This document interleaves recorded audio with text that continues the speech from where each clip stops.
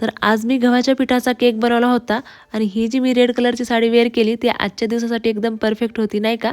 पण ही जे क्लिप आहे ही 2-3 दिवसापूर्वीची आहे, फक्त या व्हिडिओमध्ये मी ॲड केली. तर झालं असं, केक बनवण्याचा काहीच प्लॅन नव्हता किंवा कोणी म्हणलं सुद्धा नव्हतं.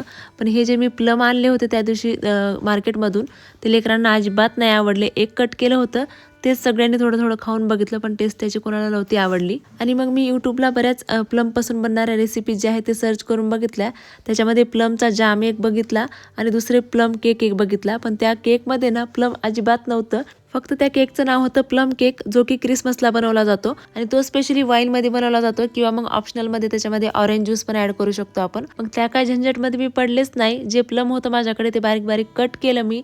एका पॅनमध्ये साखर आणि प्लम जे आहे ते शिजवून घेतलं. त्याच्यामध्ये काळ्या मनुका पण टाकल्या होत्या. त्याच्यानंतर लिक्विड इन्ग्रेडियंट्समध्ये मिक्सरच्या भांड्यात अर्धी वाटी दही टाकलं, 1 कप दूध टाकलं, अर्धी वाटी तेल टाकलं, व्हॅनिला एसेन्सचे काही ड्रॉप टाकले आणि 2-3 पेन खजूर टाकले. हे सगळं मिक्सरला बारीक करून घेतलं. तर शिजवलेल्या ह्या प्लम मध्ये कोकोआ पावडर नव्हतं म्हणून चॉकलेट पण टाकलं. ते व्यवस्थित मेल्ट झालं. त्याच्यानंतर हे सगळं थंड झालं. मिक्सरला काढलेलं बॅटर याच्यामध्ये ऍड करायचं. ड्राय इन्ग्रेडियंट्स मध्ये 2 कप मी गव्हाचं पीठ टाकलं, 1 चमचा बेकिंग पावडर, अर्धा चमचा बेकिंग सोडा, 1 चमचा कॉफी पावडर, चिमूटभर मीठ टाकलं. दूध थोडं कमी पडलं तर ऍड करायचं. व्यवस्थित मिक्स करून घ्यायचं. बारीक कट केलेले काही ड्रायफ्रूट जे आहेत ते व्यवस्थित मिक्स करून घ्यायचे. एका टीनला बटर पेपर लावून घ्यायचा. त्याच्यामध्ये हे सगळं ऍड करायचं. टॅप टॅप करून आता प्रीहीट केलेल्या पातेल्यामध्ये आपल्याला हे ठेवून द्यायचे. 20 मिनिटांनंतर एकदा चेक करायचं. जवळपास 30 ते 35 मिनिट केक बेक व्हायला लागतात. टूथपिकने एकदा चेक करून बघितलं, केक परफेक्ट बनून तयार होता. थंड झाल्याच्या नंतर डिमोल्ड केला आणि बघू शकता इथे जाळीदार केक जे आहे गव्हाच्या पिठाचा बनून तयार आहे. गव्हाच्या पिठाचा ड्रायफ्रुट्स केक तुम्हाला कसा वाटला कमेंटमध्ये नक्की कळवा. तोपर्यंत बाय.